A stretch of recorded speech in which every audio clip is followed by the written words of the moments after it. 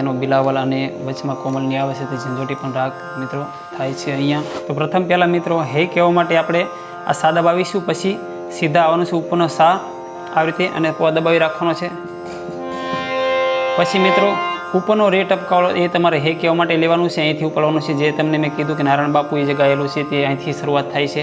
પછી મિત્રો આપણે કોઈ ભજન ચાલતું હોય અને એની પાછળનું આ ભજન ઉપાડવું હોય તો મથુરાના રાજા થયા છો, ગોવાળોને ભૂલી ગયા છો, ત્યાંથી તમે ઉપાડી શકો છો મિત્રો. હું આગળના નોટેશનમાં તમને જણાવીશ. પણ આપણે ભજનનો ઉપાડ પહેલેથી કરવો હોય તો જે નારાયણ બાપુએ સ્ટુડિયોમાં ગાયેલું છે તે આવી રીતે તમારે ઉપાડ કરવાનો છે. હે કહેવા માટે ઉપરનો રે દબાવવાનો છે ટપકાવાળો. પછી ઓધવજી એમ કહેવા માટે ઉપરનો સા સા, કોમલ ની ધ ધ પ. પછી ઈ એમ કહેવા માટે પધ પધ. રે એમ કહેવા માટે મ પ ગ મ. મારા વાલા એમ કહેવા માટે મિત્રો કોમલની ધ પ પ. ને એમ કહેવા માટે મગ રે. પછી એમ કહેવા માટે અહીંયા રોકાવા માટે તમારે મિત્રો મ દબાવવાનો છે. પછી વઢીને કહેજો કહેવા માટે મ મ મ પ. પછી ગ ગ રે સા. રે સા સા ની ધ ધ પ પધ પધ મ પ ગ મ.